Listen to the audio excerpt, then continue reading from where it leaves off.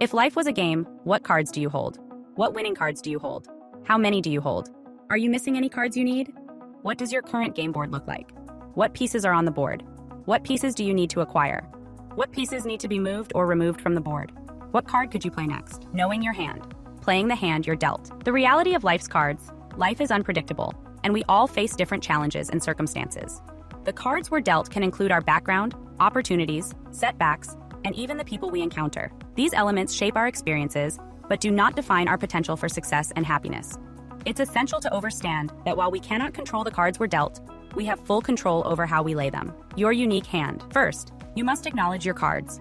The first step is to acknowledge and accept the circumstances you've been given. This acceptance is not about resignation, but about understanding your starting point. It involves recognizing both your advantages and limitations. Acceptance allows you to assess your situation realistically and formulate a plan that takes into account your unique context. No book or course can give winning advice to the general population because none of us are dealt the same hand of cards. You must first know what cards you hold in your hand, and equally, what cards you are missing. What are your current advantages and disadvantages? You will need to know this information when you get to the module on strategy, for you are going to build your strategy to match your hand of cards to play them to win and get you to the finish line of your dreams. No, there are no bad cards. Every card has potential, even if it appears at face value to be a disadvantage. Every card has potential, even the ones that seem disadvantageous. Your background, challenges, and unique experiences can all be leveraged to your advantage. It's about shifting your perspective to see opportunities where others see obstacles. Adopting this mindset can transform perceived weaknesses into strengths, providing a competitive edge. But you cannot look for the silver lining in your perceived bad cards if you do not take a close look at the hand you hold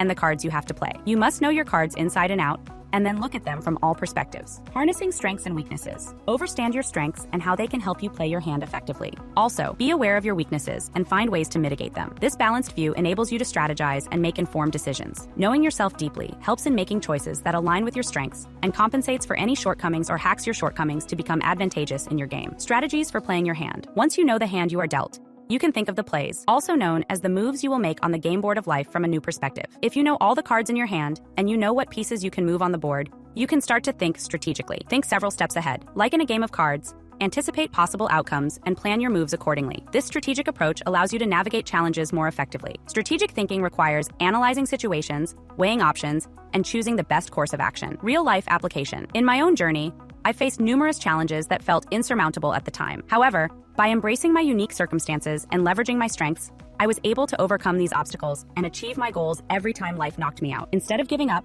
I saw it as an opportunity to pivot and explore new avenues, which eventually led to greater success. Embracing challenges and viewing them as opportunities for growth has been a recurring theme in my journey.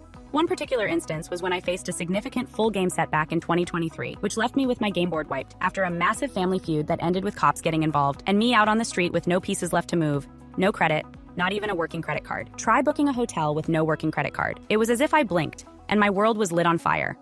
One day, I was driving a G-Wagon, working in my gorgeous home office, looking out at the panoramic ocean view, and then I blinked, and I was wondering where I was going to sleep and how I was going to pay for my next meal. This was a mind F, to say the least. Now, this story sounds horrific, and it was. My family fucked me royally, and that was their intent. They wanted me out of the game. In fact, they wanted me dead. As many of you know how they medicated me without consent, which resulted in losing my eyesight in one eye temporarily and suffering from seizures. But because this was not half as bad as other life events I had already seen and been through, such as being a human target on a field shot at over 2,000 plus, when I attended the country concert in Vegas, or the time my ex-fiancé convinced me it was a great idea to sign for a commercial real estate office, signing up for $300,000 of debt as he passed me a new Cartier bracelet and said we were headed to the Four Seasons Hawaii, only to return, have him bolt, and me realize it was all a con, and he had been lying for almost 8 months, and our accounts were empty. The only thing you can create from nothing is everything. God put me through 7 years of hell, and guess what? I made it out the other side a warrior, a true warrior. I didn't just survive the game, I conquered it. I refused to be a victim of life, even though life kept victimizing me through the other players I had allowed in my game. Let's say, lesson learned, and there is an entire module on teaming up and who you partner with in the game inside this course. Imagine Hunger Games. No resources, loss of everything, with bullets and all. I took every brick thrown at me, wiped my tears and sweat, and slammed them down on the game board of life to build my empire. I didn't care if it killed me. I was going to win or die trying. I'm here to tell you I made it out the other side, with a new confidence in life that screams, I'm going to get everything I want in this life, and nothing is going to get in my way. Don't joke yourself. I have died several times over. The character avatar you know today is already version 4.0. For when you enter the game field, you can't help but come out the other side a different person. Everyone says I have a mindset they would kill for, but what you have to understand is I trained myself. Yes, trained. I had no option. I was up against hundreds of thousands of dollars of debt. I went from living a privileged life to literally overnight finding out it was all gone, not once, but twice. All the money, all the assets, everything I had built. What I didn't know until I crossed the finish line was that I had chosen this. I had signed up for the game of life. The second I had hung my first vision board, I sent a large request out. And thus, every particle on Earth began to rearrange itself for me to have everything I ever desired. What I didn't know was what I was about to sacrifice, trade, lose, suffer, and endure in order to get it. At first glance, my life story reads like a script for a horror movie.